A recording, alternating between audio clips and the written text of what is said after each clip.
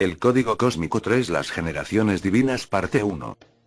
Tanto el zodíaco de 12 partes como su antigüedad nos plantean dos incógnitas. ¿Quién le dio origen y por qué se dividió en 12 partes el círculo celestial? Para responder hay que ir bastante más allá, para llegar a darse cuenta de que, por debajo de la aparente trascendencia astrológica de dividir los cielos en 12 partes, hay una astronomía sumamente sofisticada, una astronomía tan avanzada de hecho que el hombre, por sí mismo, no habría podido poseerla cuando tuvo su origen esta división del círculo celeste. En su órbita anual alrededor del Sol, este parece elevarse cada mes, una duodécima parte del año, en una estación diferente. Pero la que más importa, lo que se tuvo por crucial en la antigüedad y que determina la transición de Eva en Hera, de Tauro a Aries, de aquí a Piscis y pronto a Acuario, es la estación en la cual parece elevarse el Sol en el día del equinoccio de primavera. Da la casualidad de que la Tierra, en su órbita anual alrededor del Sol, no vuelve exactamente al mismo punto. Debido al fenómeno llamado precesión, hay un ligero retraso que acumula 1 grado cada 72 años.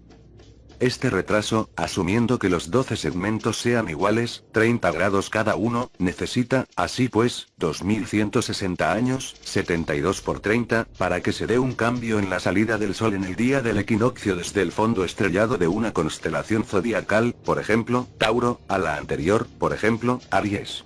Mientras que la Tierra orbita al Sol en dirección contraria a las manecillas del reloj, este retraso hace que el día del equinoccio vaya hacia atrás. Ahora bien, aun con la gran longevidad de tiempos sumerios bíblicos, Terah 205 años de edad, Abraham 175 años, habría llevado toda una vida a darse cuenta del retraso de 1, 72 años, o 2, 144 años, grados. Un logro sumamente improbable si no se dispone del avanzado equipo astronómico que hubiera sido necesario. Si esto es así, cuanto más no habría hecho falta para percatarse y verificar un cambio completo de era zodiacal de 2160 años. Ni siquiera los patriarcas antediluvianos, con lo que los expertos consideran como longevidades fantásticas, el récord lo ostentan Matusalén con 969 años, y Adán con 930, habrían vivido lo suficiente como para observar todo un período zodiacal. Noé, el protagonista del diluvio, vivió unos 950 años. Sin embargo, en los registros sumerios de los acontecimientos se citaba la constelación zodiacal, Leo, durante la cual había sucedido. Esto era solo una parte de los conocimientos imposibles que poseían los sumerios. ¿Cómo podrían haber sabido todo lo que sabían? Ellos mismos ofrecieron la respuesta. Todo lo que sabemos nos lo enseñaron los Anunnaki, los que del cielo a la tierra vinieron. Y ellos, viniendo de otro planeta con un enorme período orbital y una longevidad en la cual un año equivale a 3600 años terrestres, no tuvieron ninguna dificultad en discernir la precesión y en diseñar el zodíaco de 12 secciones. De toda la serie de textos que formaron la base de la ciencia y la religión de la antigüedad, y que se tradujeron más tarde a otras lenguas, incluido el hebreo bíblico, los relatos sumerios de los Anunnaki, de los antiguos dioses, constituyen el material a partir del cual se forjó la mitología. En las culturas occidentales, la primera mitología que nos viene a la cabeza es la de los griegos. Pero esta, como todas las mitologías de la antigüedad y como los panteones divinos de todas las naciones, de todo el mundo, surgieron de las creencias y de los textos originales sumerios. Hubo un tiempo, dicen los sumerios, en el cual el hombre civilizado no estaba aún sobre la tierra, en el que no había más que animales salvajes y sin domesticar, y en el que aún no se cultivaba nada. En aquel lejanísimo tiempo, llegó a la Tierra un grupo de 50 Anunnaki. Dirigidos por un líder cuyo nombre era Ea. ¿Qué significa aquel cuyo hogar es el agua? Vinieron desde su planeta madre, Nibiru, planeta del cruce, y, al llegar a la Tierra, amerizaron en las aguas del Golfo Pérsico. En un texto que los expertos conocen como el mito de Ea y la Tierra, se cuenta cómo ganó la costa el primer grupo hasta llegar a una zona pantanosa. Su primer trabajo consistió en drenar los pantanos, limpiar los canales de ribera y localizar fuentes de alimentos, que resultaron ser el pescado y la caza. Después, se pusieron a hacer ladrillos con la arcilla del suelo y fundaron el primer asentamiento extraterrestre en la Tierra. Lo llamaron Eridu, que significa hogar en la lejanía o hogar lejos del hogar. Ese nombre es el origen del nombre Tierra en algunas de las lenguas más antiguas. La época. Hace 445.000 años. La misión de los astronautas era obtener oro, extrayéndolo de las aguas del Golfo. necesitaban el oro para la supervivencia en Nibiru, pues allí el planeta estaba perdiendo su atmósfera al tiempo que su calor interno, poniendo en peligro la continuidad de la vida en Nibiru. Pero el plan resultó inviable, y los líderes decidieron que habría que obtener el oro de la forma más dura, extrayéndolo de donde había de él en abundancia, del subsuelo del sureste de África.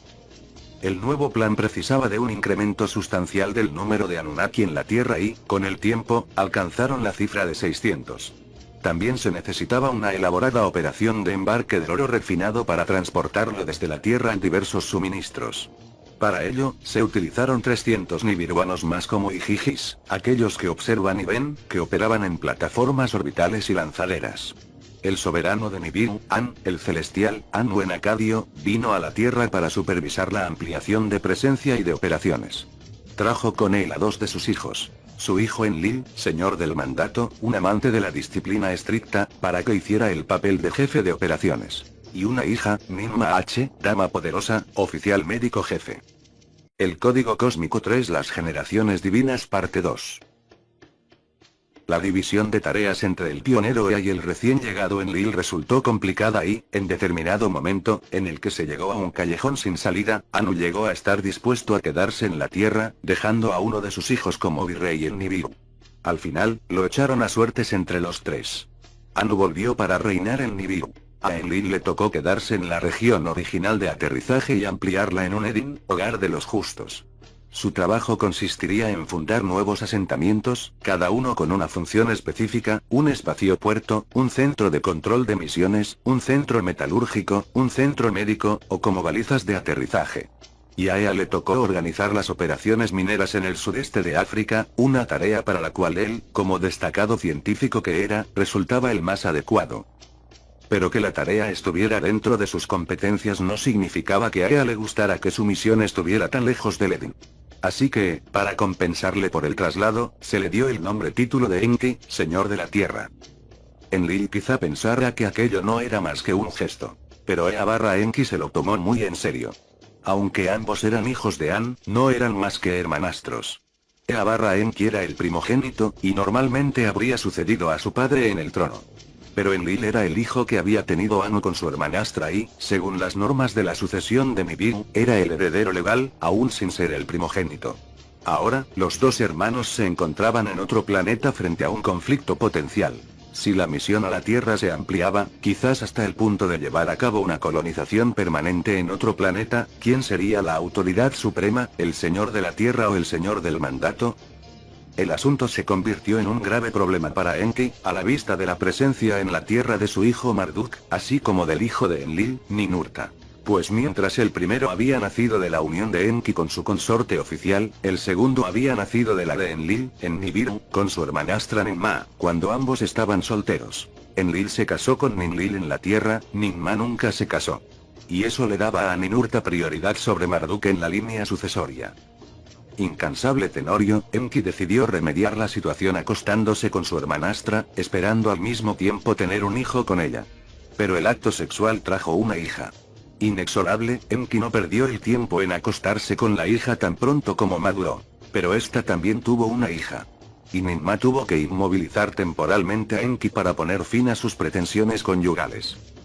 Aunque no pudo tener un hijo con su hermanastra, Enki no careció de otros descendientes varones.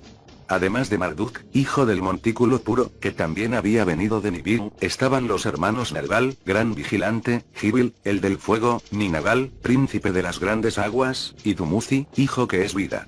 No está claro que todos ellos fueran hijos de la esposa oficial, Ninti, dama tierra. Es probable pero no seguro que el sexto hijo, Ningiscida, señor del artefacto/árbol de la vida, fue el resultado de un amorío de Enki con la nieta de Enlil, Ereshkigal, yendo esta de pasajera en la nave de él, en su camino desde el Edin a África.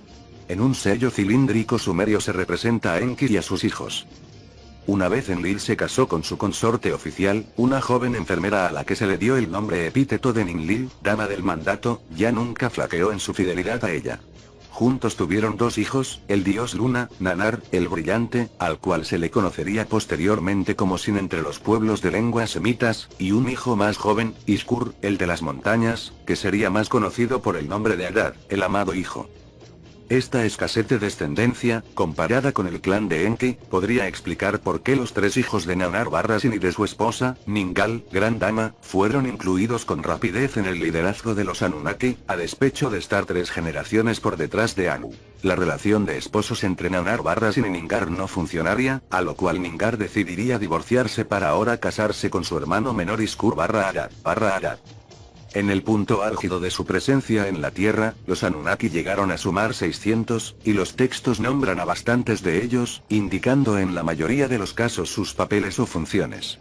El primer texto en el que se habla del amerizaje inicial de Enki nombra a algunos de sus tenientes y las tareas que tenían asignadas. También se nombra a los gobernadores de cada uno de los asentamientos establecidos por los Anunnaki, así como a los 10 soberanos antediluvianos del Edén. Las descendientes femeninas nacidas como resultado de los tejemanejes de Enki se identificaron también, así como los maridos que se les asignaron. Recordados por sus nombres fueron los chambelanes y los emisarios de los principales dioses, así como las deidades masculinas y femeninas encargadas de actividades específicas, por ejemplo, Ninkasi, encargada de la elaboración de cerveza. A diferencia de la total ausencia de genealogía para Yahvé, el dios bíblico, los dioses Anunnaki estaban completamente al corriente de genealogías y de generaciones cambiantes. Como parte de los conocimientos secretos guardados en los templos, existían listas de dioses en las cuales los dioses Anunnaki hacían una relación genealógica generacional sucesiva. Algunas de las listas que se han descubierto nombran a no menos de 23 parejas divinas como precursores de Anu, y, por tanto, de Enlil y de Enki, en Nibiru. Algunas listas nombran simplemente a los dioses Anunnaki en sucesión cronológica. En otras, se anotó con cuidado el nombre de la Madre Divina junto con el del Padre Divino, pues según la Madre se determinaba el estatus del descendiente bajo las normas de sucesión. Por encima de todos ellos estaba siempre un círculo de 12 grandes dioses, los precursores de los 12 olímpicos del panteón griego. Comenzando con los dioses de antaño, cambiando después con los tiempos y las generaciones, la composición del círculo de 12 varió, pero siempre fueron 12. Cuando alguien causaba baja, otro se ponía en su lugar. Cuando alguien tenía que ser elevado en rango, otro tenía que descender de categoría. Los sumerios representaban a sus dioses con unos distintivos gorros con cuernos, y en algún momento hemos sugerido ya que el número de pares de cuernos reflejaba el rango numérico de las deidades. El rango en el panteón sumerio original comenzaba con 60, el número base en las matemáticas sumerias, el de Anu, y continuaba con 50, el del sucesor legal, Enlil, 40 para Enki, 30 para Nannar-Barrasin, 20 para Utu-Shamash y 10 para Iskur-Arad. A los componentes femeninos se les daba el rango de 55, 45, 35 y 25, los de las esposas Antu, Ninlil, Ninki y Ningal. Después, 15 para Ninmah, que no se casó, y 5 para la soltera Inanna-Ishtar. Reflejando los cambios generacionales, la segunda ascendería al rango de 15 y Ninmah bajaría al de 5. Merece la pena resaltar que los 2 contendientes por la sucesión en la Tierra, Ninurta y Marduk, estaban fuera de la lista original de los olímpicos. Pero, cuando la pugna se puso al rojo vivo, el Consejo de los Dioses reconoció a Ninurta como sucesor legal y le asignó el rango de 50, el mismo que el de su padre, Enlil. A Marduk, por otra parte, se le dio un rango bajo, 10. Estas clasificaciones se tenían por secretos divinos, y se revelaban solo a iniciados sacerdotales elegidos. Las tablillas sobre las cuales se inscribieron los números secretos de los dioses como la tablilla K170 del templo de Nínive, llevaban una prohibición estricta de mostrarla ante los Lamudou, los no iniciados. Con frecuencia, mucha información acerca de los dioses se registraba sin utilizar sus nombres, sino utilizando sus números secretos. Por ejemplo, el dios 30 en lugar de Nannar-Barrasin. En la tabla de la FID 20 se identifica a los grandes dioses por parentesco y rango, destacando a los 12 grandes dioses. Pero, ¿por qué 12? Creemos que la respuesta se encuentra en otro importante problema que los Anunnaki tuvieron que afrontar cuando se vieron obligados a cambiar su misión en la Tierra, desde lo que fue la expedición original de extracción de oro hasta la del asentamiento a largo plazo, con casi 1000 individuos involucrados. Desde su punto de vista, habían venido de un planeta con una órbita normal hasta otro que daba vueltas enloquecido alrededor del Sol, orbitándolo 3600 veces en un año, un período orbital, de Nibiru. Además de los ajustes físicos, hubo que relacionar de algún modo el tiempo terrestre con el tiempo nibiruano. Tras establecer su sofisticado equipamiento en el Centro de Control de Misiones de Nippur, en una instalación llamada Duranki, enlace cielo-tierra, se dieron cuenta, cómo no, del retraso gradual de lo que llamamos precesión, y se percataron de que la Tierra, además del rápido año orbital, tenía otro ciclo más largo, el de los 25.920 años que la llevaba a volver al mismo punto celeste, un ciclo que llegó a ser conocido como el Gran Año.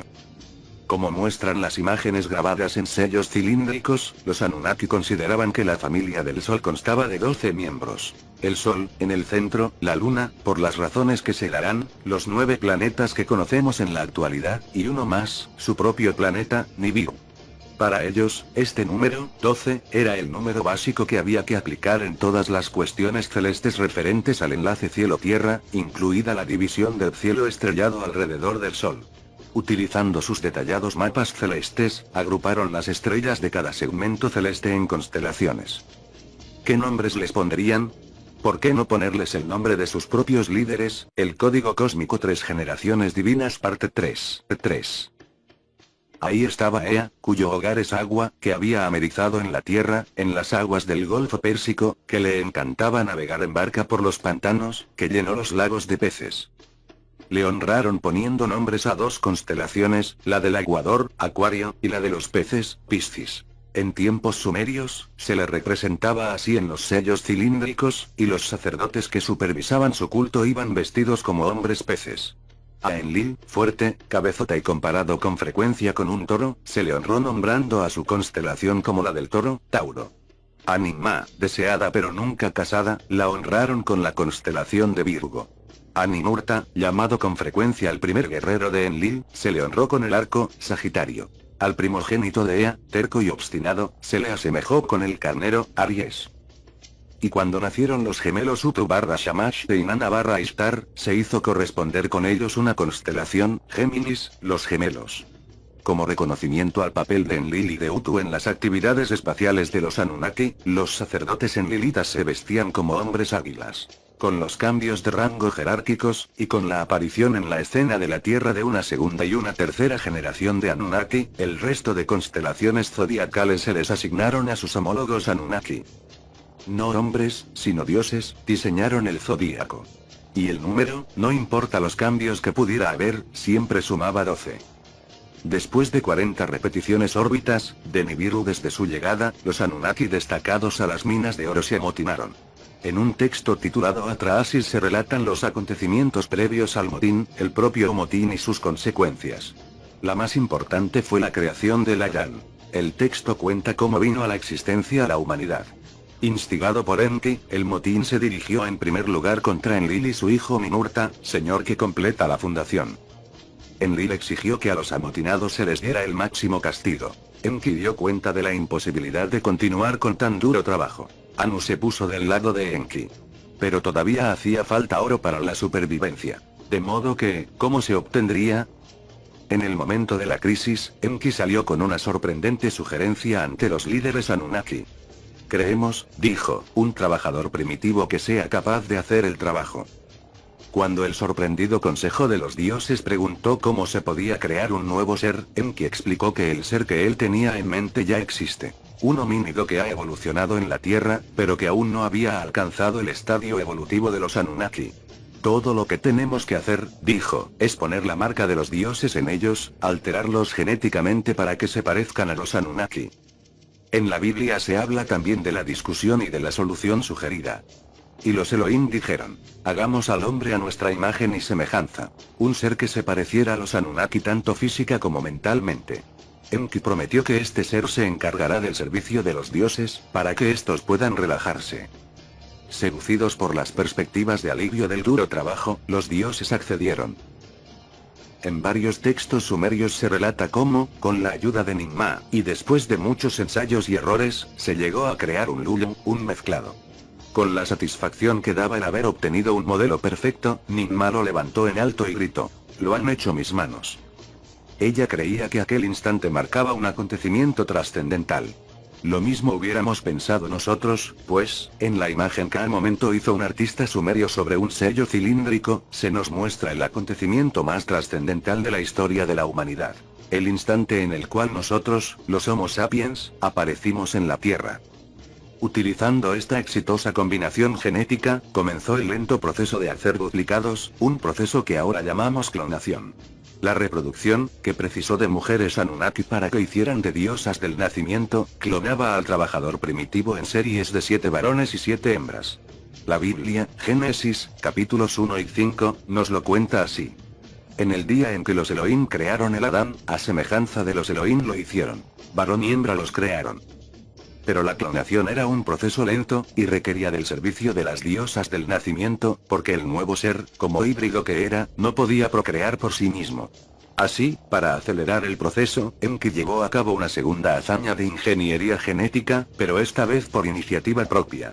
Enredando con lo que llamamos ahora cromosomas X e Y, le dio a la raza humana la capacidad para procrear por sí misma. La Biblia registró este acontecimiento en el relato de Adán y Eva en el jardín del Edén, el sumerio Edin, en el cual Enki juega el papel de la Nachash, término que se traduce por serpiente pero que también significa el que conoce / posee secretos.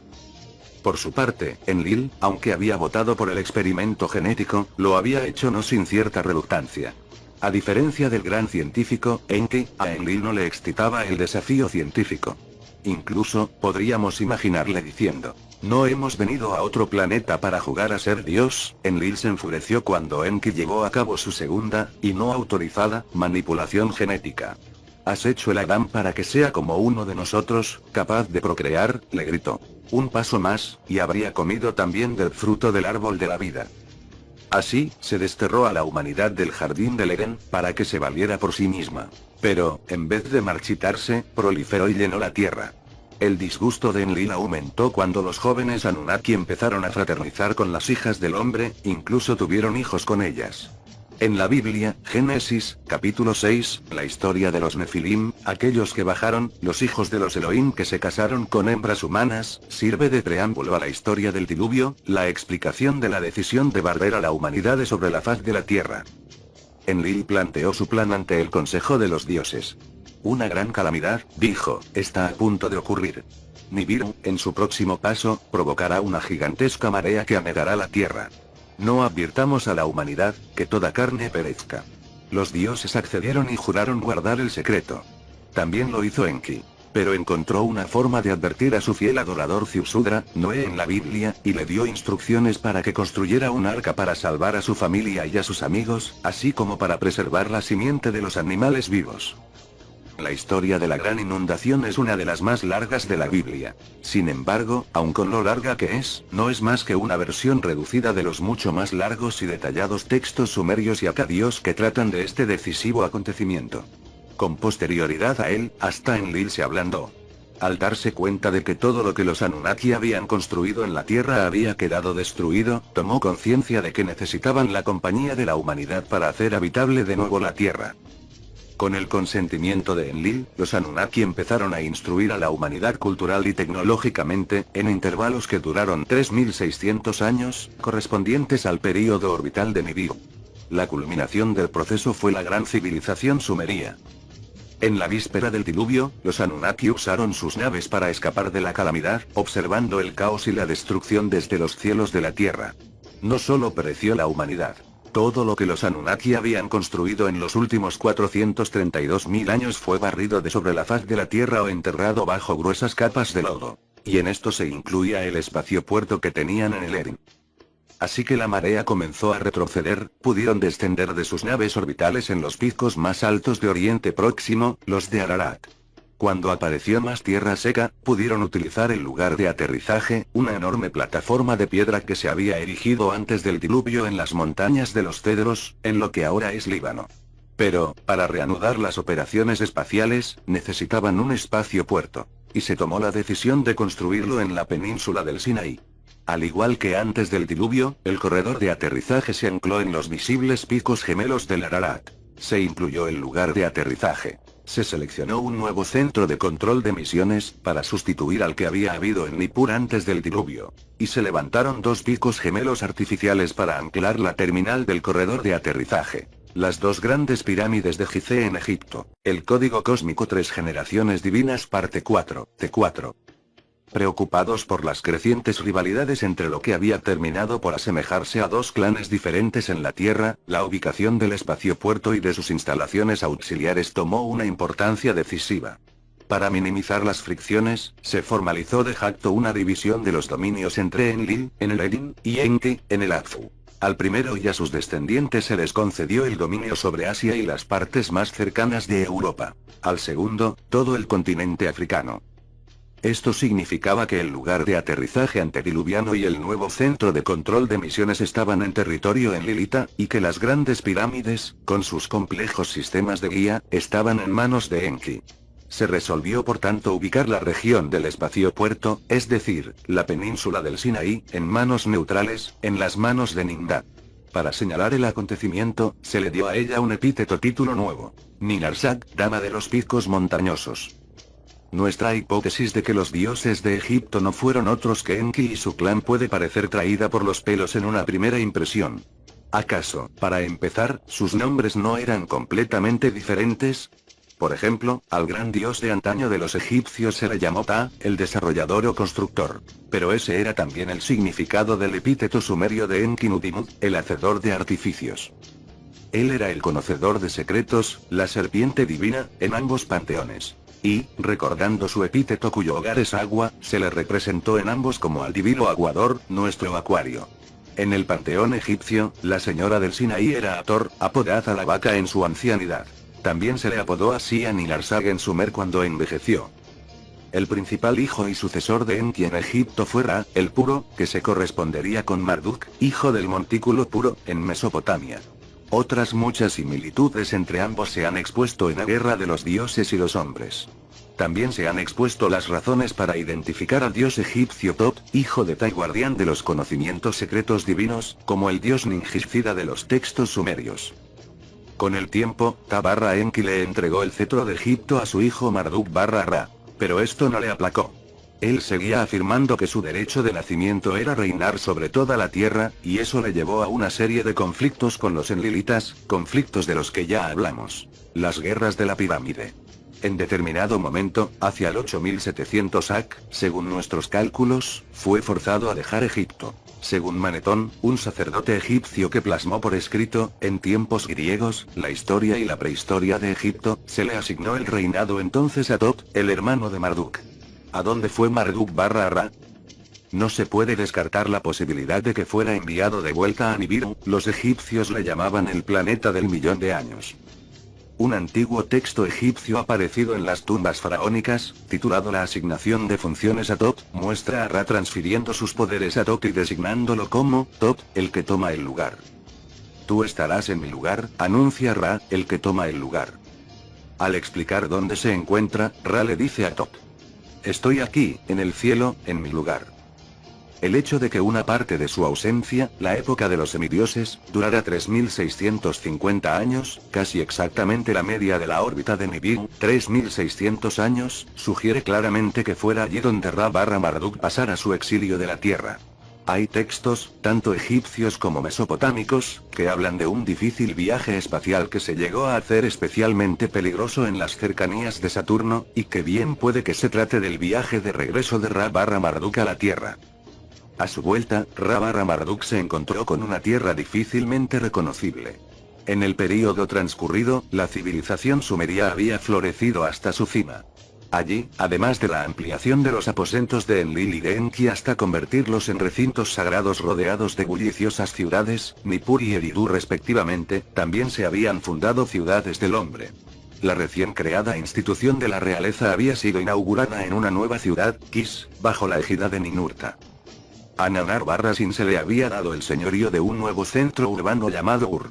Un recinto sagrado, construido para una visita de Anu y Antu, se había ampliado hasta convertirse en la ciudad de Uruk, la bíblica Erek, y se le había dado como regalo a Inanna-Ishtar.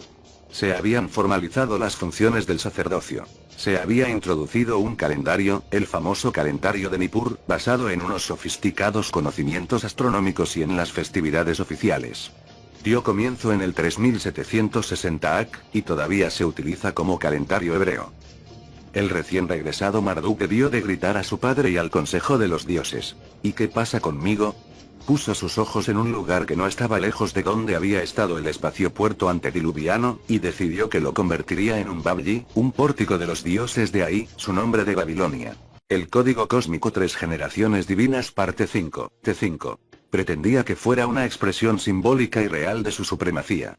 Lo que sucedió después viene registrado en la Biblia como el incidente de la Torre de Babel. Tuvo lugar en Shinear, el nombre bíblico de Sumer. Allí, los seguidores del dios de Babilonia se pusieron a construir una torre cuya cima llegue a los cielos, una torre de lanzamiento, la llamaríamos hoy. Hagamos un Shem, dijeron, no un nombre, como se traduce habitualmente, sino el significado original de la fuente sumeria de la palabra Mu. Un objeto similar a un cohete. Según nuestros cálculos, era hacia el 3450 AC. Bajando de los cielos, el líder de los Elohim ordenó que se destruyera la torre. Tanto la versión bíblica como los textos mesopotámicos dan cuenta de que fue después de esto cuando los Elohim decidieron confundir la lengua de la humanidad, para impedir que la humanidad actuara de común acuerdo. Hasta entonces, había una lengua y un tipo de palabras en toda la tierra. Génesis 11,1. Hasta entonces, hubo de hecho una sola civilización, la de Sumer, con un único lenguaje y una única forma de escribir, Cid. 24a. Después de este incidente en Babilonia, se estableció una segunda civilización, la del Nilo, Egipto y Nubia, con su propia lengua y escritura, Cid. 24b. Y varios siglos más tarde, la tercera civilización, la del Valle del Indo, dio comienzo con su propia lengua y escritura, Cid. 24c, una escritura que sigue aún sin descifrar. Así, se le asignaron 3 regiones a la humanidad. La cuarta región la conservaron los dioses. La península del Sinaí, donde estaba el espaciopuerto. Desafiado en Mesopotamia, Ra-Barra-Marduk volvió a Egipto para reimponer su supremacía allí como el gran dios de la nueva civilización. Fue hacia el 3100 AC. Hubo, claro está, un pequeño problema. ¿Qué hacer con Tot, que había sido la deidad reinante en Egipto y Nubia en ausencia de Ra-Barra-Marduk? Sin ningún tipo de ceremonia, fue apartado. En los reinos perdidos, sugerimos que, tomando con él a un grupo de seguidores africanos, se fue hasta el Nuevo Mundo para convertirse en Quetzalcóatl, el dios serpiente alada. El primer calendario que instituyó en Mesoamérica, el calendario de la cuenta larga, comenzó en el año 3113 AC. Creemos que fue esa la fecha exacta de la llegada al Nuevo Mundo de Tot-Quetzalcóatl. Rabioso aún por su fracaso en Mesopotamia, el amargado Marduk volvió para saldar otras cuentas. Durante su ausencia, unos Romeo y Julieta divinos, su hermano Dumuzi y Nana barra Ishtar, la nieta de Enlil, se habían enamorado y se iban a prometer. Aquella unión era anatema para Ra-Barra-Marduk.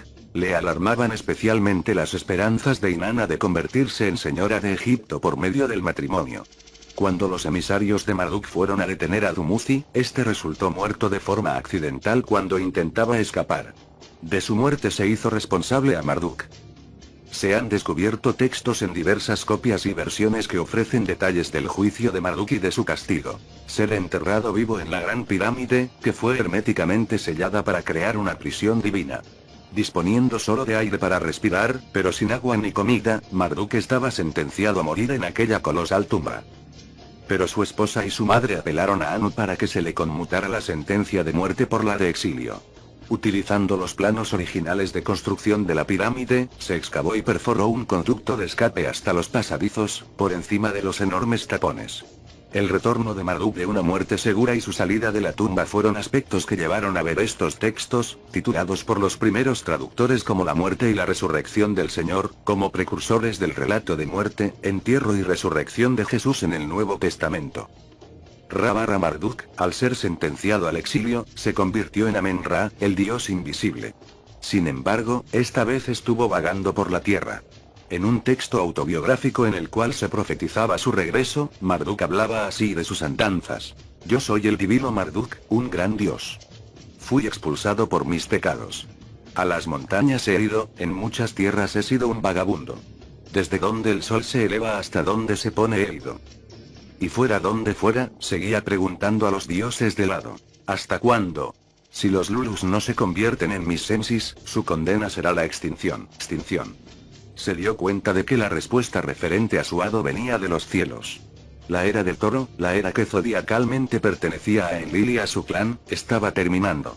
Se estaba acercando el momento en que, en el primer día de la primavera, en el día de Año Nuevo en Mesopotamia, el sol se elevaría en la constelación zodiacal del Carnero, Aries, su constelación. El ciclo celestial de los hados auguraba su supremacía, la supremacía de Marduk. Pero no todos estaban de acuerdo. ¿Era esto así debido a cálculos temporales, o era un fenómeno celestial observable? A Marduk le importaba un bledo. Lanzó una marcha sobre Mesopotamia, mientras su hijo, Nadu, organizaba a sus seguidores para invadir el Sinaí y hacerse con el espaciopuerto. La escalada del conflicto se relata en un texto conocido como la Epopeya de Erra, donde se cuenta que, al no ver otra opción, los dioses que se oponían a Marduk utilizaron armas nucleares para destruir el espaciopuerto, y, de paso, las ciudades infieles de Sodoma y Gomorra. Pero el hado se puso de parte de Marduk. Los vientos predominantes del oeste llevaron la mortífera nube nuclear hacia el este, hacia Sumer. Babilonia, más al norte, se salvó. Pero, en el sur de Mesopotamia, el viento maligno trajo una muerte repentina y una desolación duradera. La gran capital de Sumer, Ur, se convirtió en campo de correrías para los perros salvajes. Y así, a despecho de los extraordinarios esfuerzos de los oponentes de Marduk, la era del Carnero se puso en marcha con el ascenso de Babilonia.